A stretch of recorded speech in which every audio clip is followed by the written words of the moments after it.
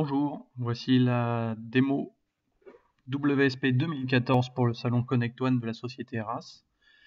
Lorsque vous lancez la supervision, vous arrivez sur une page d'accueil. La supervision est composée de manière classique avec un bandeau haut, un bandeau bas et un menu déroulant sur la gauche. Plusieurs bâtiments sont représentés, un seul est implémenté pour le moment, celui-ci. Vous arrivez à une vue générale qui représente le site de production avec les différents niveaux.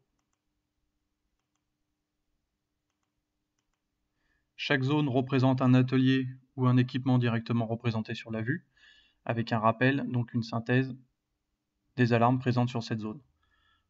On va commencer par ces deux zones ici. Donc on arrive sur une sous-vue.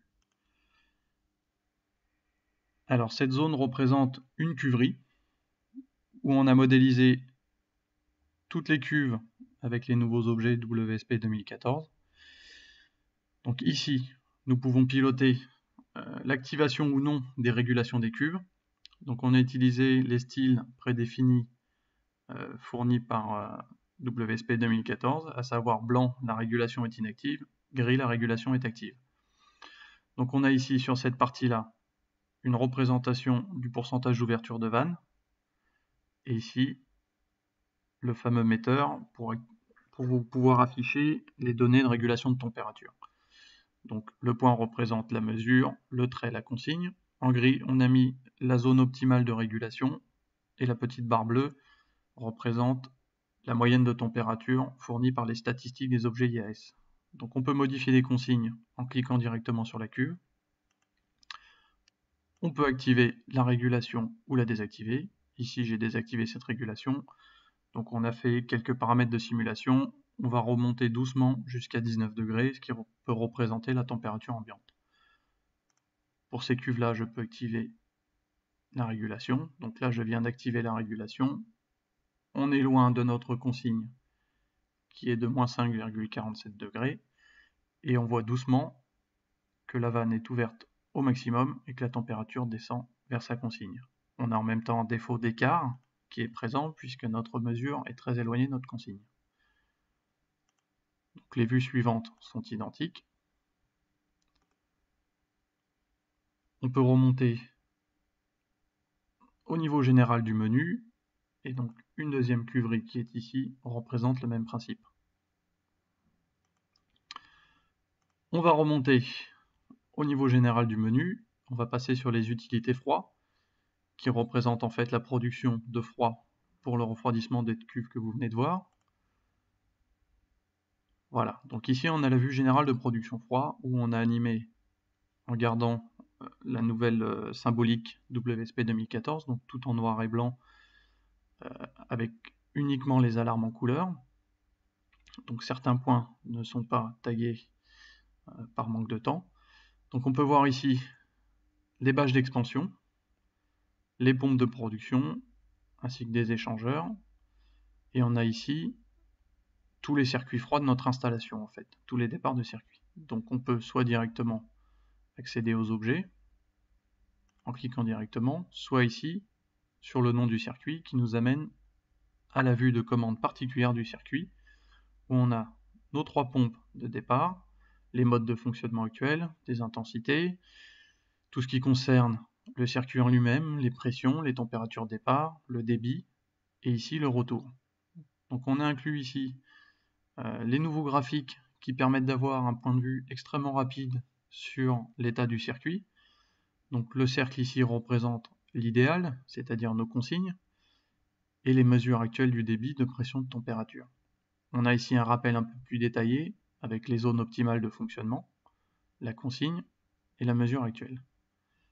Donc c'est vrai que la symbolique WSP 2014 permet d'avoir un coup d'œil très rapide sur l'état du circuit par rapport aux conditions optimales de fonctionnement et de cibler très rapidement les alarmes.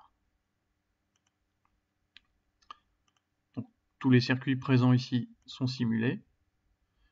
Nous avons ici accès également à une petite pop-up pour la configuration des niveaux de la bâche d'expansion chaud. On va passer à la vue suivante, qui est la vue production frigorifique, qui est là le détail des compresseurs permettant de générer du froid et des condenseurs présents ici. Donc les compresseurs sont dans cette zone-là, les condenseurs ici. Donc on va voir le détail d'un compresseur. Là encore, nous avons utilisé les nouveaux objets. On voit ici très rapidement qu'on est déjà en dehors des consignes de pression et refoulement et qu'on n'est pas très bon au niveau de la pression d'huile et d'aspiration. Je ne vais pas m'attarder non plus sur cette vue. On va passer à la vue récupération d'énergie qui, elle, ne simule entre guillemets que du fonctionnement de pompe et de valeur représenté sur le synoptique. Le circuit froid.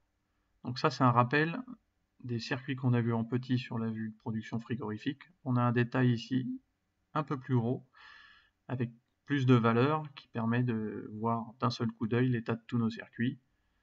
On aurait pu aussi imaginer pour cette vue un rappel uniquement des informations situées ici, c'est-à-dire le petit camembert qui nous rappelle les pressions, débit, température ainsi que la zone optimale et ces valeurs-là pour tous les circuits. On va remonter dans notre menu pour aller voir les fosses de rétention. Donc ici ce sont des fosses, comme leur nom l'indique, qui récupèrent tous les fluides destinés à partir aux égouts. C'est une sécurité pour éviter, lors d'une pollution, d'envoyer des produits dangereux vers les égouts. Donc on a là aussi simulé le fonctionnement de ces fosses, d'une manière peut-être un peu moins poussée que la vue production frigorifique. On a essayé d'adopter quand même le nouveau code couleur, donc principalement du noir et blanc, sauf les informations qui nécessitent une attention particulière. Tout est pilotable. Nous pouvons ouvrir la vanne.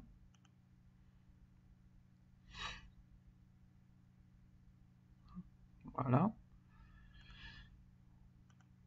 Je ne vais pas rester encore une fois très longtemps sur cette vue. On a simulé aussi des alarmes CO2. Nous avons des détecteurs de CO2 dans notre cuverie pour détecter toute présence de ce gaz qui est inodore et dangereux. Donc là, une alarme est apparue sur le bâtiment administratif. On a une mesure des taux ici.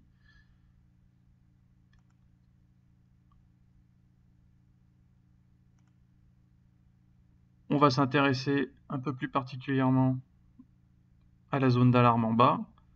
Donc ici, nous avons deux informations, la présence d'une alarme système et d'alarme critique. Donc quand on clique, on va directement sur le bandeau d'alarme, où on a ici un découpage du site par sous-zone.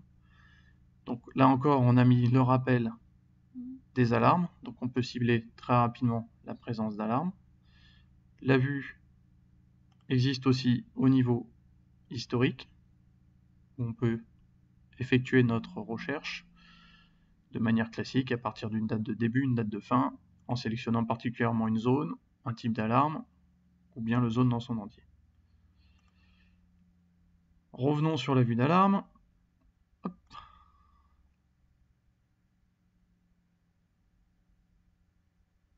Petite lenteur à l'affichage des alarmes, ça devrait arriver.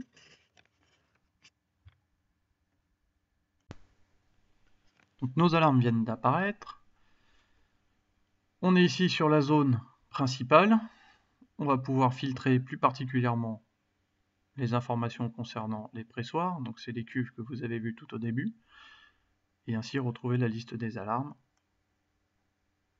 de manière classique. Donc on peut filtrer alarmes critiques, les alarmes standards, etc. etc. Alors petit plus sur cette vue, qu'on aime bien réaliser chez les clients et qui nous permet de gagner un temps considérable dans la recherche d'alarmes. Ici on a vu qu'on avait une alarme sur cette partie. Si on double-clique sur l'alarme, on va directement aller sur la vue qui contient l'alarme présente. Donc on les retrouve ici. On a bien nos deux alarmes sondes. On a ici en bas plusieurs raccourcis qui permettent aux clients d'accéder plus rapidement sur les vues. Traditionnel bouton pour revenir à l'accueil. On a aussi des vues système, malheureusement, qui n'ont pas été modifiées sur la nouvelle symbolique WSP 2014, et la traditionnelle vue trend, qui permet d'accéder aux courbes. Donc, pour reprendre les cuves que nous avons vues tout à l'heure, on peut surveiller l'évolution de la température. Voilà, donc